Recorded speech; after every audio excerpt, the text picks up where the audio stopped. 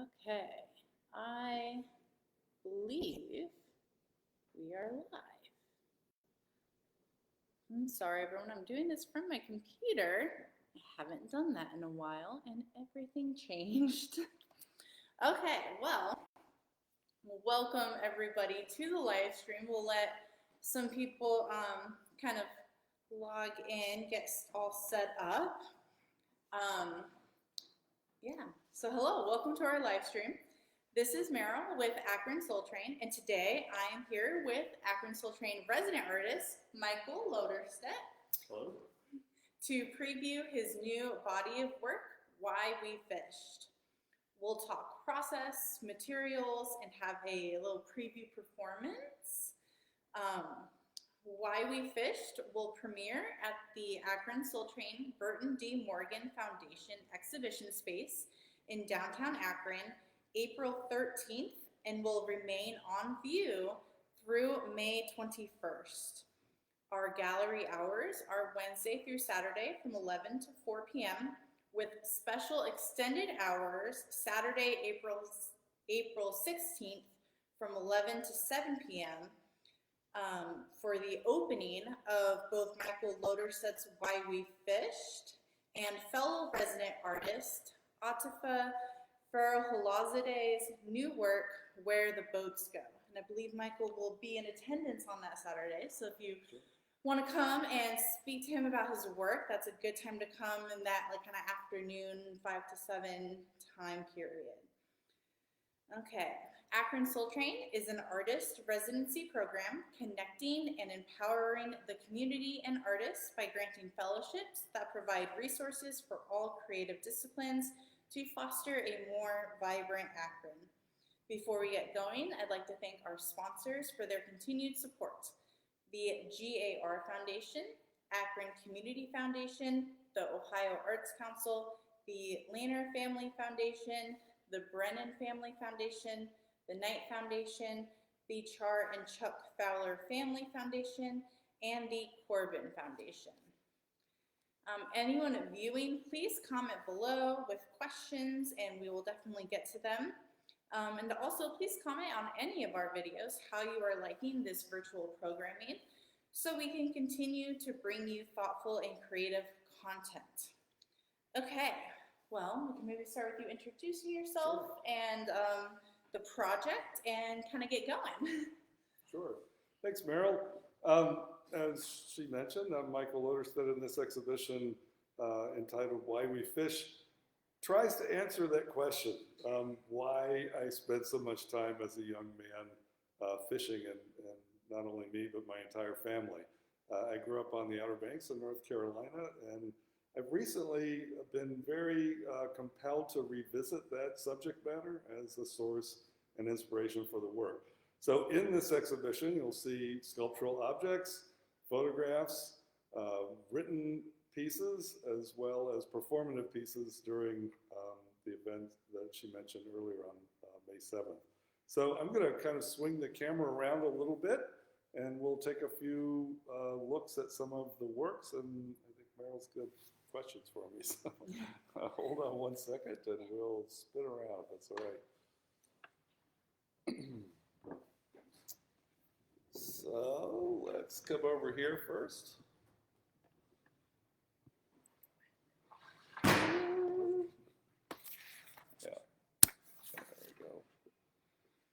So we're going to come and look at this model, and we'll talk a little bit about the rest of the gallery. So as you can see in here, in the middle of the gallery is a suspended model of a boat that I actually built full size. So this is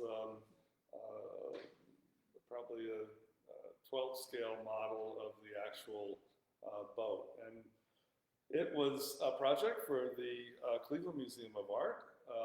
And initially, the original boat had text and images printed on the sails. In this smaller model, it's a working model, but it doesn't have the text involved in it. And the reason I included it is because it gives you a little sampling of my sort of process in terms of, how to think about moving from smaller scaled objects and models to actual objects and life-size things. I often think of that compression of scale, both back and forth from the actual to the modeled, and as a way to kind of inform how viewers might understand what I'm interested in, and also how to view the subject matter. So we're going to swing by another work, and can do this. I'm going to probably do this.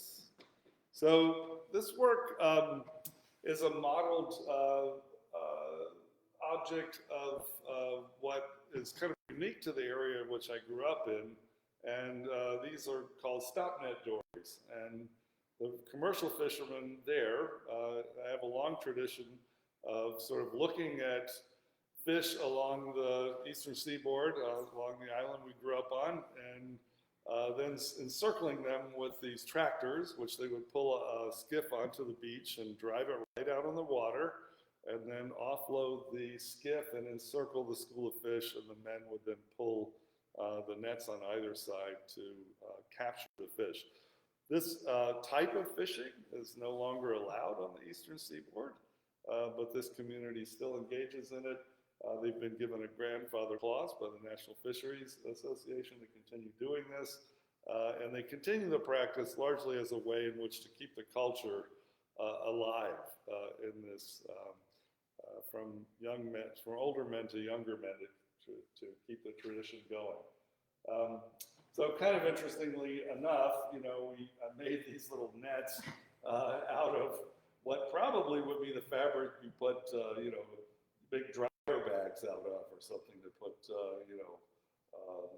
underwear, or else it wouldn't get ripped up in your washing machine. But and then, of course, they've been added with like cork beads and weighted beads. They would actually pull these out around the fish. The bottom end of the net would sink to the bottom and close the school. And it was quite fantastic to watch as a child, because they would catch essentially everything. And dolphins and stuff would jump out of the nets, and it was quite dramatic to watch as a child. We were really enraptured by what would be pulled out of the sea by these men. So we'll move along. Mary, got any questions? We'll get to some questions Yeah. as we kind of go forward. Yeah. So the photographs are all taken at night of this island community, and you're probably not going to see it perfectly well, given the glare off the plexiglass. But it's surrounded by these large live oak trees. And the reason I photographed at night, because I think in a strange way, what animates the landscape at night is much more evocative. I think you can you can build a kind of narrative suggestion onto an image more easily when you take away probably 50% of the details of what you see, and things just being lit up by traffic lights and house lights.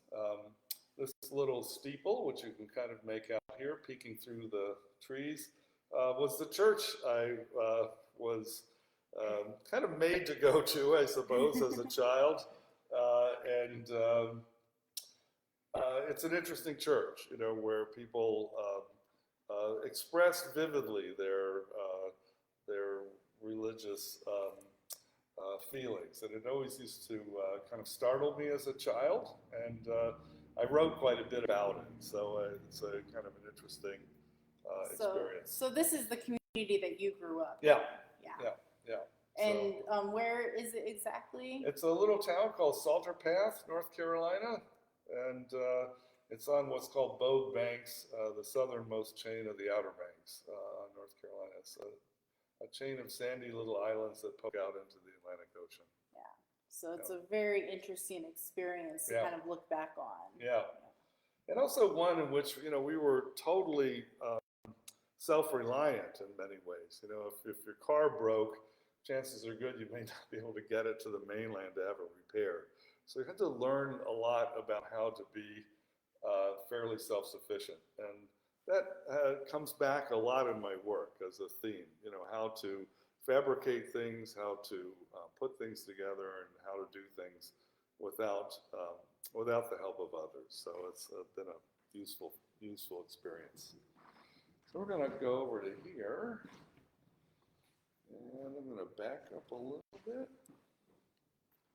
And this work, which is a sculpture entitled Whale Spine, is actually made from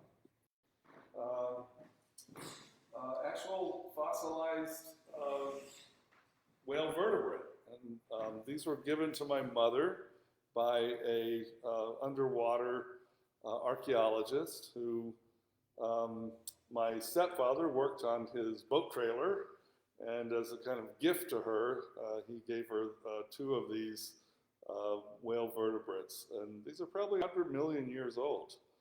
My mom used them as door stops in our house, and then I've taken them along with some door hinges and some other fabricated details and created this sort of mechanical version or imagistic version, found object version of what a whale's spine might be. Now these were probably much different types of whales than we're used to seeing now. They were probably beaked whales, meaning they look more like a dolphin. They're a little smaller. So prehistoric whale species, probably more similar to a pilot whale. Talk about the life of an object, like the stories behind it, once part of a living thing and then fossilized used as a doorstop. Yeah. The other kind of interesting thing about these is that they're totally encrusted with sea crustaceans, right? You can see here that small oyster shells have started to make their home on these things. This would have been where the spinal cord went. And they're kind of amazingly light. You would think it'd be really heavy, and it's not terribly heavy. So it's a fair amount of air inside of that. Yeah, and it's kind of interesting thinking of like an object's history as an object itself, and then its personal history to you being just so completely different. Yeah, we had a kind of we surrounded ourselves often with all the things that we would find on the beach. My mother and grandmother were inveterate beachcombers, so we had baskets of Native American pottery and seashells and fossils and fossilized shark's teeth and all the things that you would find along the shoreline. So in a way, these were like the sort of building blocks for an encyclopedia form. You could kind of look at each thing carefully, hold it in your hands, get some sense of its objectness and scale. And those things would, I think, in many ways kind of speak to what you might think about later as an artist. Definitely. So part of the gallery we've turned into a performative space, so I can both practice and play on some performative works. And I think we'll do one of those for you soon.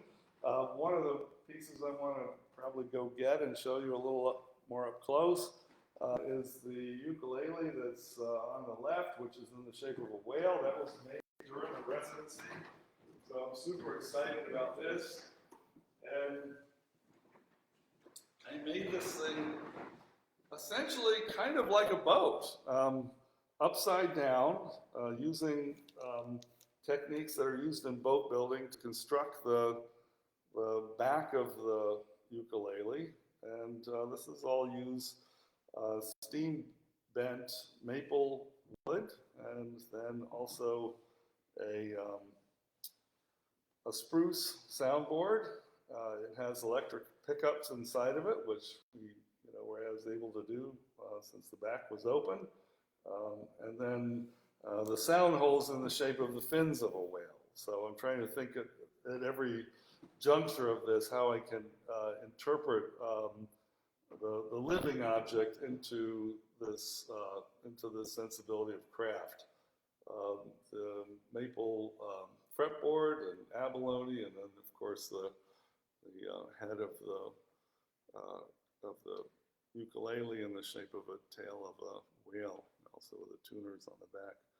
So we're gonna fire this puppy up and play it in a little bit. So pretty excited to have the opportunity through Akron Soul Train to fabricate this. This was really a really fun project, and I started Luthery maybe in the beginning of the pandemic as a thing to do with my son, who took an interest in playing the ukulele.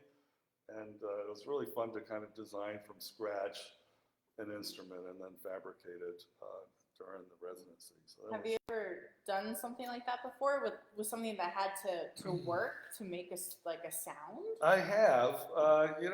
In graduate school, I was really interested in fabricating instruments that were also both sculptures. Again, I haven't done it in a while because I got away from much of that practice doing other things as an artist, but it's nice to have the opportunity to return to it again. So, Yeah. put this guy back.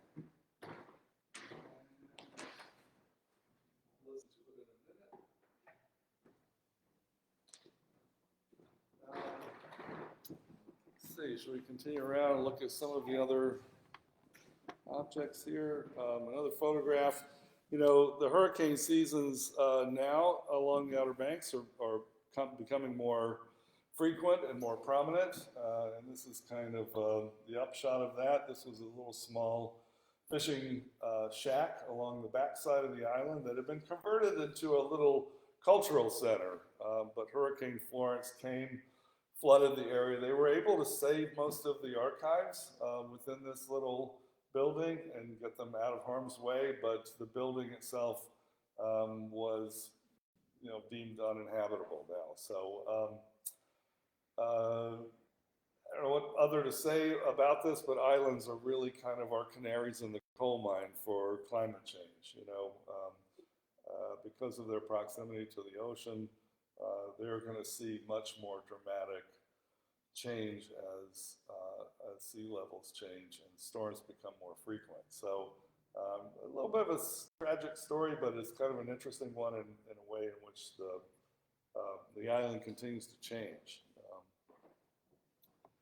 So you'll see more written works on the wall, and I won't read those. We'll perform one in a little bit, and then we'll come back over here to, in the exhibition, there'll be about twice as many things in the Akron Soul Train Gallery as there are in this little small gallery. So there'll be another 4 or 8 or so photographs and at least as many other sculptural objects.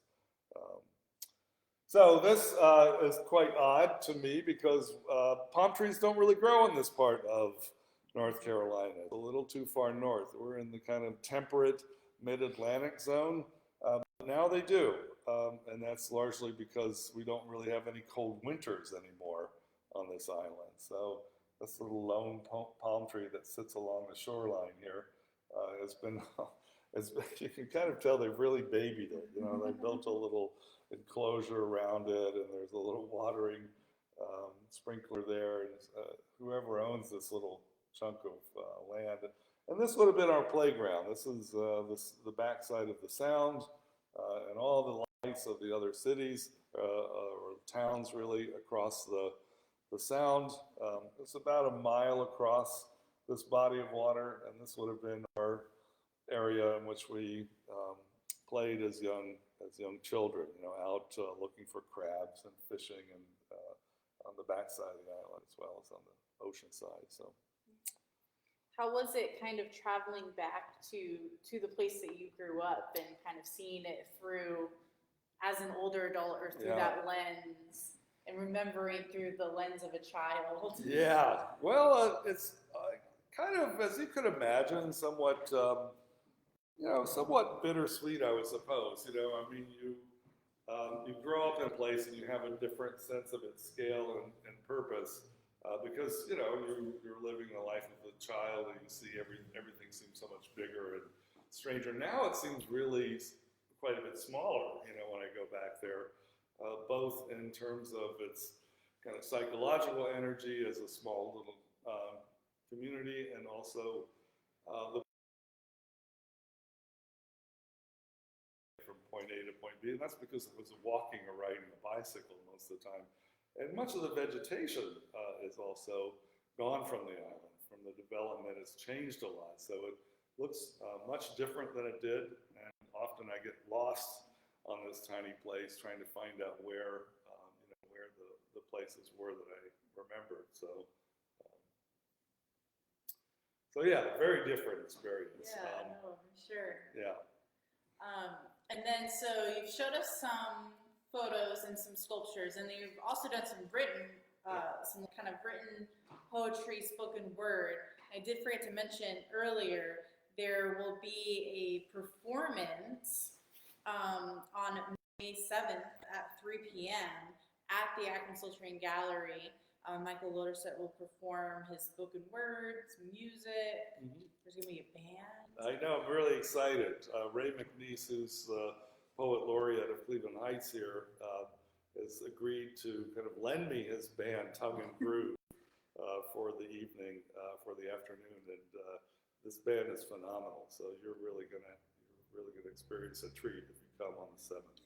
So how is it working with so many different mediums? Do you get different things out of the photography than you get out of the sculptures that you get out of the spoken word, or do they really just inform each other? I think the themes inform each other, but each aspect kind of serves a different interest for me. You know, I do really enjoy the performative aspects of reading the poems and thinking about sound and as it relates to the spoken word. The other things are probably more similar, at least to me. Sculptures and the photographs and the writing is probably the new wrinkle that I always did, but never thought of ways to incorporate into the rest of my practice. So that's been within the last, really a little before COVID, but certainly since COVID, when I had much more time to, be at home and to work on things, I would spend a lot of it writing in ways and thinking about ways in which to incorporate a lot of the textual pieces into the work. So. Yeah, and then adding kind of the element of music or instrument is really interesting. And instrument as sculpture, even. Yeah, right.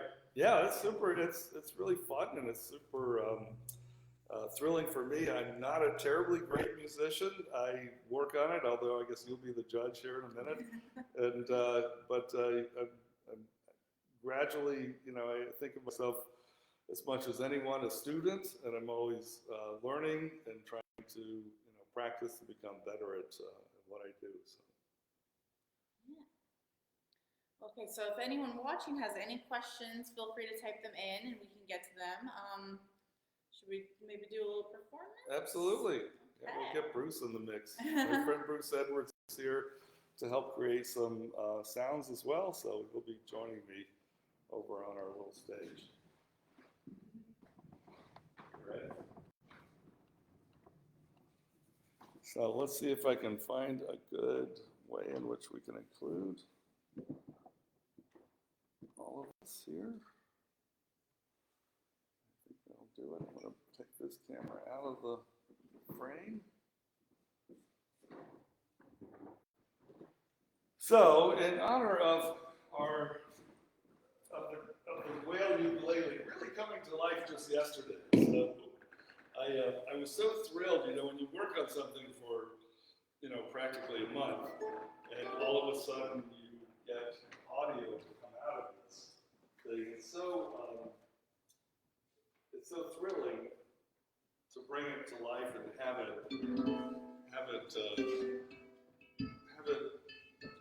go from being an inanimate object to one that has a life. And so.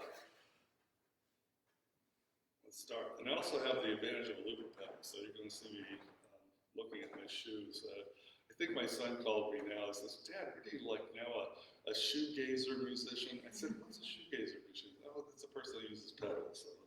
So there we go. So here we go.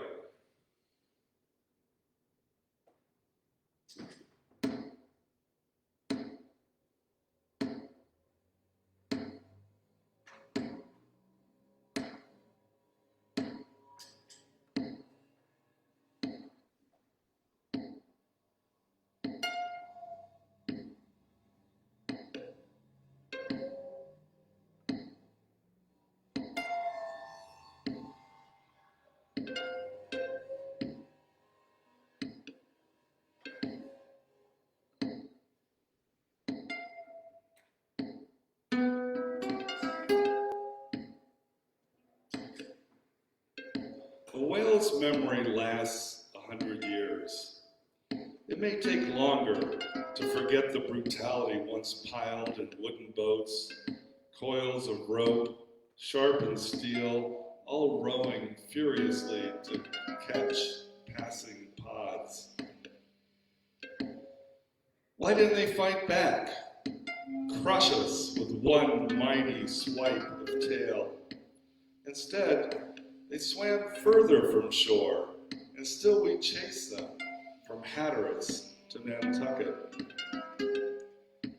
We light our cities with petroleum now, and still we never saw whales passing our little island during daytime.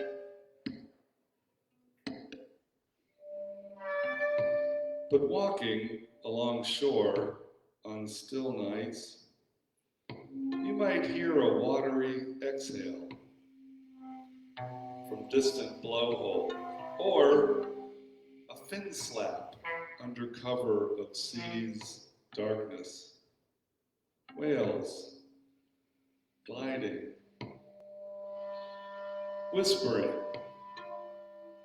old hunt songs to calves.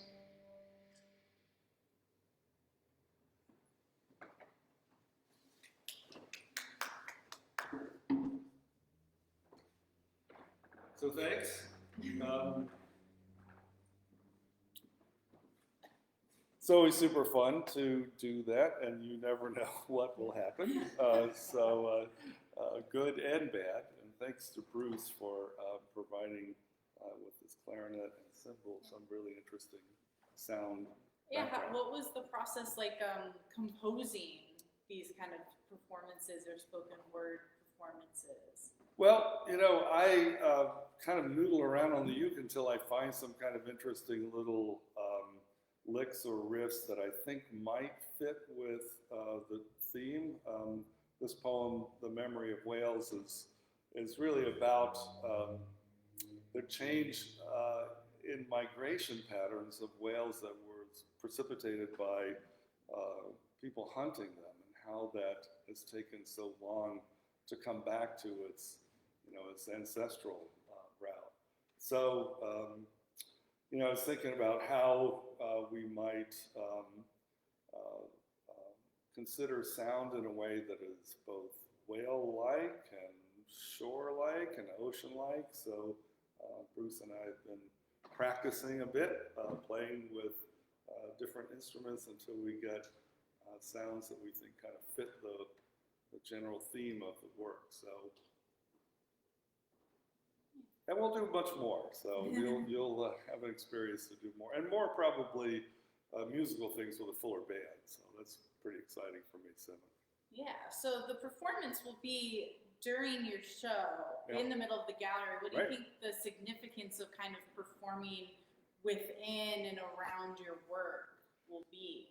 Oh, I think it's going to be a blast. So one of the things I hope to do is to probably, move around the gallery and incorporate the objects as they sit inanimately into the piece. So I have some works planned that I'll plan to wear as well as read from. So it'll be, I think, pretty fun. And then certainly afterwards, viewers can then mill around the objects and ask questions and kind of get a further deep dive into the themes that the spoken pieces.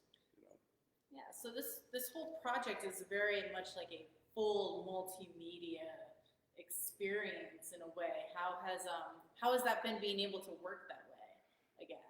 Thrilling and terrifying. So yeah, it's a lot of fun to do, but of course, always things can go wrong, and often they do. So trying to figure out ways in which you can address the complexity of trying to take that on and turn it around so that it's mostly headed in the right direction. So.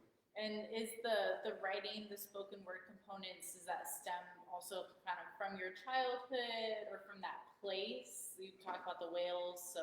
These pieces, yes. The works that we're going to do on the 7th, most definitely. And most of this work is a kind of reflection back. Although I do go usually twice a year back to the island to do more research, spend some time down there, both photographing and interviewing. So one of the things that's really helped is going back to and meeting new people that live on the island that I didn't know as a child, and interviewing them about their experiences now and what they see is important to how the geography has changed and how the culture has changed.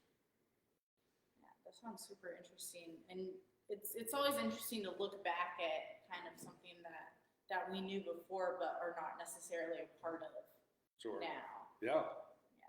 Yeah, always. Yeah. Yeah, they say you could never go home, but I've sort of proven that wrong in some ways, I think. And you can go home, but as you go home to both being a different person than you were when you left, and a different place that you return to. So you have to kind of see it a little fresher, you know. So yeah, and this has been over the course of 40 years or so. So it's a long time to have had a relationship with a particular geography. Yeah, I definitely feel that as someone that has moved around a lot. Yeah. Whenever I do, quote unquote, go back to my hometown, Yeah. I almost feel like everything has just changed. Oh, but yeah. then there's always little things I was like, that's exactly where. Right, little things that'll anchor like, you. It's yeah. often in the landscape to me. It's often Yeah. not always in the people. At least I feel that way. And some of the natural phenomena too, you know. So some positive things in the environment. I mean, there are now bald eagles nesting along the Outer Banks, which they didn't when I was a child because of the use of pesticides. So now, you know, there are some good stories, and I certainly don't want to emphasize the ones that are a little bittersweet, but that one is a success story. So. It's such a reflective kind of experience. Yeah. It's really great. Yeah. Okay, well, so if anyone has any questions, if they're seeing this after the live stream, please feel free to ask them, and I can get them to Michael and get them answered. So, yeah, thank you all for joining us. Michael, thank you so much for giving us a preview of your Akron Soul Train residency work.